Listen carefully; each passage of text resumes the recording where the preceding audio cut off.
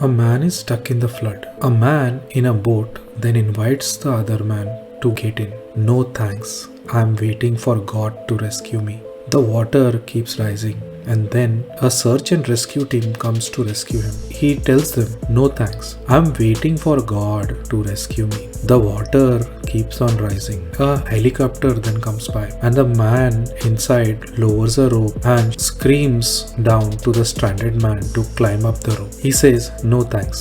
I am waiting for God to rescue me." The man then drowns. When he goes to heaven, he asks God why he didn't rescue him from drowning when he had the perfect faith. "What more do you want from me?" asks God. "I sent you help 3 times and you declined." Hello friends, welcome to my channel All Things Spiritual. Today we will take a look into why God doesn't answer our prayers, and if He is so powerful and omnipotent, shouldn't He be helping us? Also, please don't forget to like, share and subscribe to my channel. One of the visitors to Shri Ramana Maharishi's ashram was leaving them. He stood before Bhagavan with folded hands and prayed, "I am going far away. I do not know when I shall be coming back, and if at all shall I be allowed to see your holy face again in this lifetime. I am so much less fortunate than those who have the benefit of your constant presence. How can you help me, a sinner in a distant corner of the world, unless you think of me? I implore you, give me a place in your mind." Bhagavan replied, "A jnani has no mind. How can one without a mind remember or even think? This man goes somewhere and I have to go and look after him. Can I keep on remembering all these prayers? Well, I shall transmit your prayer to the Lord of the universe. He will look after you. It is his business." After the devotee departed, Bhagavan turned towards his disciples and said, "People imagine that the devotees crowding around a jnani get special favors from him. If a guru shows partiality, how can he then be a jnani? Is he so foolish to be flattered by people's attendance on him and the service they do? Does distance even matter? The guru is pleased with him only who gives himself up entirely, who abandons his ego forever. Such a man is taken care of wherever he may be. He need not pray. God looks after him unasked. The frog lives by the side of the fragrant lotus, but it is the bee that gets the honey. So many wonderful people say they have lost faith in God, especially sometimes a beloved person went through so much suffering. They prayed and prayed and prayed and nothing ever happened. So they say that I lost faith in God, and this kind of thing. I understand the emotional content behind it, but what does not gel with me is that you knew there is a tremendous suffering in the world. Just because in your own case you experienced it firsthand, now you have lost faith in God. I would have said I lost faith in God from the very beginning, because there is so much suffering all around the world. Not because I or my beloved person have suffered that my suffering makes me lose faith in God. That is the argument that some people make. It is also very strange and surprising to know the transitoriness of such an experience as well. It's specifically in that time of our need that the prayers start to get intense. Where were you when things were going okay? Did you take the time to remember and thank the Almighty when things were going good? Thanks to you that I was able to get to court on time, and the judge was really good and an understanding person. My court case was turned over in my favor. Thank you, God. Also, in the small things in our day-to-day life, glad I was able to make it to my friends get together. Thank you, God, for showing me such an incredible time. Well, those things happen by themselves and they need not be looked at. But yes, grab those terrible moments and I need to get a judgment in my favor. Let me go to the temple, drop in my donation, and let's hope for some positive news, or let's get our astrological charts checked out. Maybe there is a panoti in it, and let's try clearing them out by doing some puja or by calling a priest so that we can hear good news in the future. Well, God is not here to fix your problems that you have created yourself through your past lives. Definitely, just cramming your prayers at the last minute would make no difference to the Almighty. It would be just wishful thinking that such a prayer would be heard instantly and then answered. It's just like winning the lottery. We never come to know who won it. We just keep playing and playing and playing, and just like a prayer, we think that our lives would change overnight, but it just changes for 5 to 10 people in a year that win the lottery. Connecting with God on the flip side is also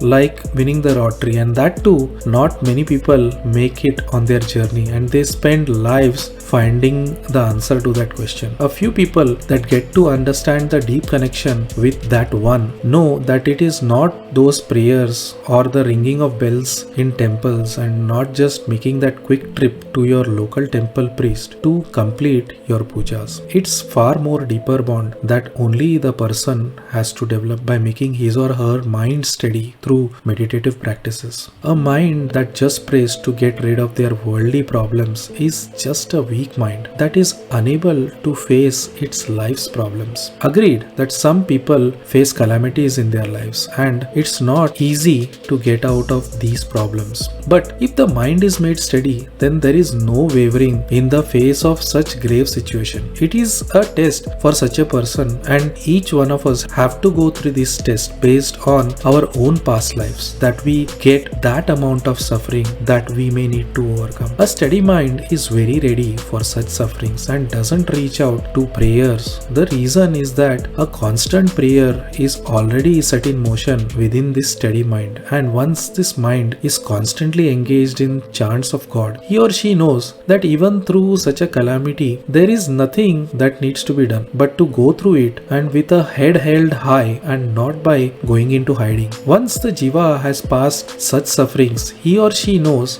they are transitory in nature and is not weighed down by such issues in their lives. It makes him even more headstrong against the strong undercurrents that run against him. The resulting is that a rock steady mind is ready for further uphill tasks, and as a matter of fact, the Atman finds unique opportunities to serve justice to the jiva, be it bad or good karmas, and waits to see that the jiva's reaction to it, like a caterpillar that has to break its own cocoon and then become a butterfly. And it is not that someone can come to break the cocoon for it, which will render the butterfly unable to fly. In a similar way, once the jiva has aced the test of the Atman gets the jiva ready for harder and harder tasks, just like a butterfly waiting to spread its wings. Finally, the jiva is faced with tremendous difficulties in his path to samadhi, and there would be several obstacles. In my opinion, the jiva would fail those tests and head back into the world, and this would continue recursively until he or she gets through the sadhana or penance and achieves liberation from the current material existence. Another story in relation to the prayers that we do is of a Spanish lady, Madam Mercedes de Acosta, has written a letter to Mr. Haig, the American mining engineer, who was there as a temporary resident for the last 2 months at Ramana Ashram. She raised a few questions there. If the individual self merges into the universal self, how can one pray to God for the upliftment of humanity? The question seemed to be common among the thinkers of the West. Shri Bhagavan said, they pray to God and finish with thy will be done. If his will was to be done, why then pray at all? It is true that the divine will prevails at all times and under all circumstances. The individuals cannot act on their own accord. Recognize the force of the divine will and keep quiet. Each one is looked after by God, and He has created us all. You are the one among the 7,000 millions. If He looks after so many, why will He omit you? Even common sense dictates that one should abide by His will. Again, there is no need to let Him know your needs. He knows them Himself and will look after them. Still more, why do you pray? Because you are helpless by yourself and you want the higher power to help you. Well,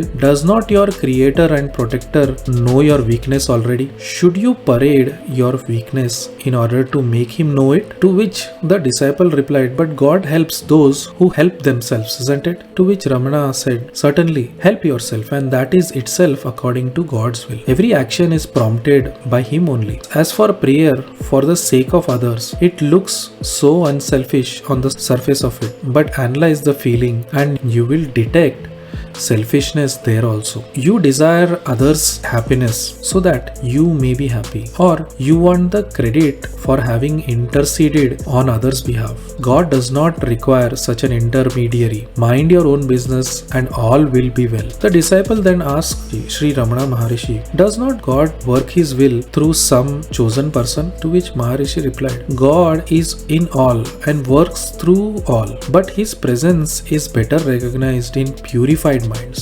The pure ones reflect God's actions more clearly than the impure minds. Therefore, people say that they are the chosen ones, but the chosen man does not himself say so. If he thinks that he is the intermediary, then it is clear that he retains his individuality and that there is no complete surrender. To which the disciple asked, are not the Brahmins considered to be priests or intermediaries between God and others? To which Sri Ramana replied, yes, but who is a Brahmin? A Brahmin is the one who has realized Brahman. Such a one has no sense of individuality in him. He cannot think that he acts as an intermediary. Again, as for prayer, a realized man does not see others as different from oneself. How can he pray at all? And to whom and for what would he be praying? His very presence is the consummation of happiness for all. So, as long as you think that there are others different from you, you pray for them. But the sense of separateness is ignorance. This ignorance is again the cause of feeling of helplessness. You know that you are weak and helpless. How can then you help others? If you say by prayer to God, God knows His business and then it does not require your intercession for others. Help yourself so that you may become strong. That is done by complete surrender. That means you offer yourself to Him. So you cannot retain your individuality after surrender. You then abide by His will. Thus, silence is the highest of all achievements. Silence is the ocean in which all rivers of all religions discharge themselves. How did you like the video on prayer? And please do let me know if you feel helpless and then pray to God. And what do you think about the video? Please let me know in the comment section below. Please don't forget to like, share and subscribe to my channel. And I will see you next week with a new video.